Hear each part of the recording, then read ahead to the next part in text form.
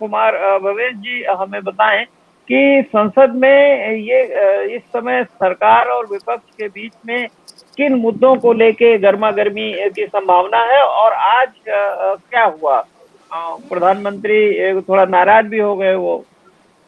देखिए, संसद में जो कार्रवाई होती है उसके लिए एक सेट प्रक्रिया है।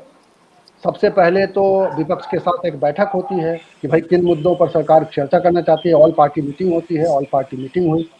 उसके बाद सरकार ने फैसला किया कि इस बार कोरोना की वजह से पत्रकारों को हम एंट्री नहीं देंगे। पिछले 1 साल 1.5 साल से इस तरह से चल रहा है संसद के अंदर कि कोरोना के बहाने मीडिया को संसद की कार्रवाई के कवर करने से रोका जा रहा है। इसके अलावा विपक्ष लगातार अपनी बात रखने की कोशिश कर रहा है, लेकिन विपक्ष की बात सुनी नहीं जाती है। तो इस बार विपक्ष ने भी अपने हिसाब से अच्छी खासी गोलबंदी की है। किसानों का अपना एजेंडा है, किसान अपने हिसाब से अपने आंदोलन लगातार जो कर रहे हैं और सरकार अनसुना उसको कर रही है, उस पर सुनवाई नहीं कर रही है, उससे बात नहीं कर रही है। प्रधानमंत्री बार बार कहते हैं कि एक कॉल की दूरी पर है, लेकिन बातचीत आज तक नहीं हो पाई। तो विपक्ष ने इस बार आपस में एक ट्यूनिंग बनी है और इस बार सरकार को घेरने की पूरी तैयारी है। उस विपक्ष में भले ही समाजवादी पार्टी और बसपा शामिल नहीं है, उस विपक्ष में तृणमूल कांग्रेस और कांग्रेस शामिल है, जो एक दूसरे के विरोधी हैं। जब संसद में कार्रवाई शुरू हुई तो आज प्रधानमंत्री अपने मंत्रियों को इंट्रोड्यूस कराना चाहते थे और चाहते थे ये सब कुछ शांतिपूर्ण तरीके से हो जाए।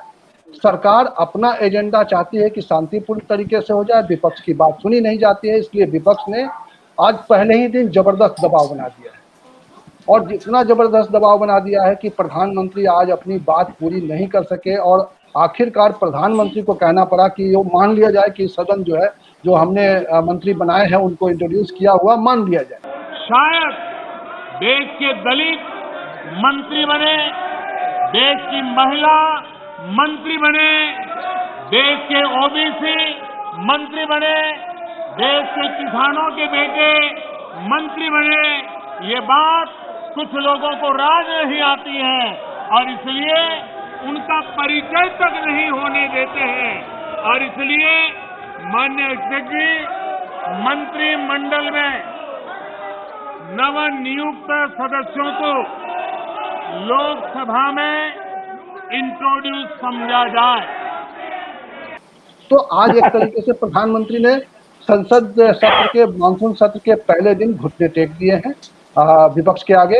उनकी नहीं चल पाई और उनको आखिर में करना पड़ा कि तो ये स्थिति है इस वक्त। देखिए, जिस वक्त ये बड़ा दुर्भाग्यजनक स्थिति है कि जिस समय किसानों का आंदोलन चल रहा है, महंगाई अपने चरम पे है, पेट्रोलियम की कीमतें हम देख रहे हैं लगातार बढ़ रहा है और मध्यम वर्ग इससे आहत है, करा रहा है, लेकिन सरकार में कहीं सुनवाई नहीं है, न किसानों की, न आम आदमी की और न पत्रकारों की। पत्रकारों का मसला था कि इस पूरे मामले में उसको कवरेज करने की इजाज़त मिले। इस पर मीडिया संस्थान सरकार से बात करने की कोशिश भी कर रहे हैं, लेकिन लोकसभा के अध्यक्ष जो हैं उनकी बात भी नहीं मान रहे हैं। अब देखना यह है कि ये चीज़ें कैसे आगे बढ़ती हैं, सरकार कितना दबाव में आती है। एक तो सरकार के ऊपर ऑलरेडी दबाव है, जो पेगासस का मामला आ गया है, जो फ़ोन टैपिंग का मामला आ गया, फ़ोन का सर्विलांस का मामला आ गया, ये बड़ा गंभीर मामला है और ये धीरे धीरे खतरनाक मोड़ लेता जा रहा है। जो जानकारियाँ अब धीरे धीरे बाहर आ रही हैं वो एक बड़े खतरनाक लेवल पे है कि सरकार विरोधी जो लोग हैं, जो सरकार के खिलाफ सोचते समझते और कुछ विचार करते हैं, ऐसे सभी लोगों के फ़ोन में एक जासूसी की जा रही है। उनके फ़ोन में एक पेगासस स्पाईवेयर डाल के, और ये इजराइल की एक कंपनी का एक सॉफ्टवेयर है, उसके जरिए सर्विलांस हो रहा है। अब लोग मांग कर रहे हैं, पत्रकार मांग कर रहे हैं, विपक्ष मांग कर रहा है कि इस पूरे मामले में सरकार को क्लीन चिट के साथ मारना चाहिए।